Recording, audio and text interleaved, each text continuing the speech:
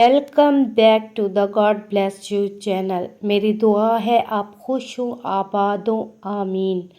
आउज़ुबिल्लाहि मिनश्शैतानिर्रजीम, बिस्मिल्लाहिर्रहमानिर्रहीम, अस्सलामु अलैकुम।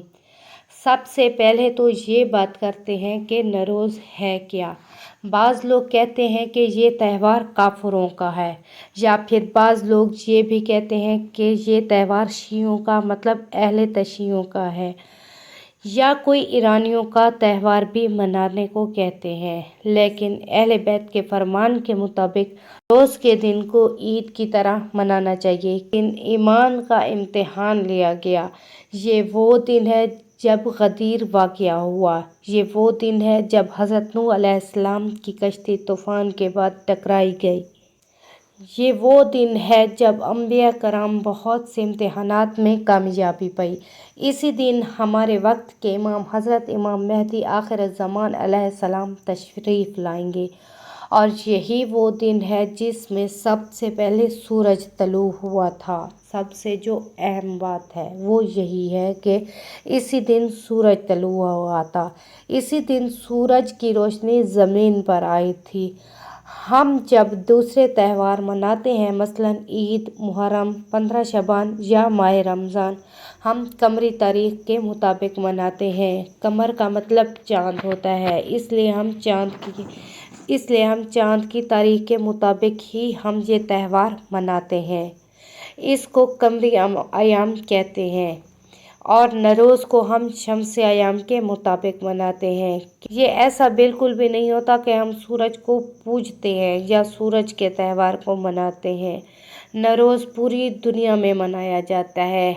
इस दिन के कुछ अमाल भी ज़िक्र किए गए हैं, मसलन गुस्ल करना कुर्बतन इल्लल्लाह की नियत से।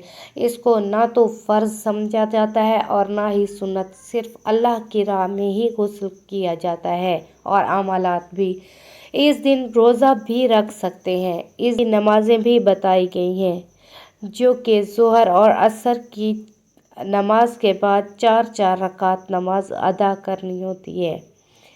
नमाज़ों की तफसील बताने से पहले अगर आप चैनल पर नए हैं तो चैनल को ज़रूर सब्सक्राइब करें और बेल नोटिफिकेशन को भी ज़रूर प्रेस कर दें, ताकि हर मुश्किल वक्त में एक दूसरे का साथ निभा सकें। तो नमाज़ों के बारे में बात हो रही थी। 4 रकात नमाज पढ़ी जाती हैं 2-2 करके। पहली रकात में अलहम्द के बाद 10 मरतबा इन्ना अंज़लना, दूसरी रकात में अलहम्द के बाद 10 मरतबा कुल या अय्युहल काफ़िरून, और तीसरी रकात में अलहम्द के बाद 1 मरतबा कुल हुवल्लाहु अहद, और चौथी रकात में अलहम्द के बाद कुल औज़ु बिरब्बिन नास पढ़ना है, जिसकी नियत ये है: 2 रकात नमाज पढ़ता हूँ नरोज़ की कुर्बतन इल्लल्लाह, पढ़ता हूँ या पढ़ती हूँ इल्लल्लाह। फिर दूसरी रकात में भी इसी तरह ही नियत करनी है और नमाज़ों को मुकम्मल करना है।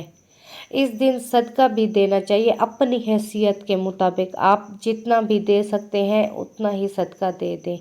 इसके अलावा 21 मरतबा आयतुल कुर्सी, 121 मरतबा सूरह रहमान, और 14 मरतबा 4-4 कुल को 14-14 मरतबा पढ़कर अपने और अपने घर वालों की सेहत और हर मोड़ पर हर मुश्किल में कामयाबी की दुआ करें। तो मुझे भी ज़रूर दुआओं में याद रखिएगा। तो मिलते हैं अगली वीडियो के साथ। अब तक इजाज़त दीजिएगा। अल्लाह हाफिज़।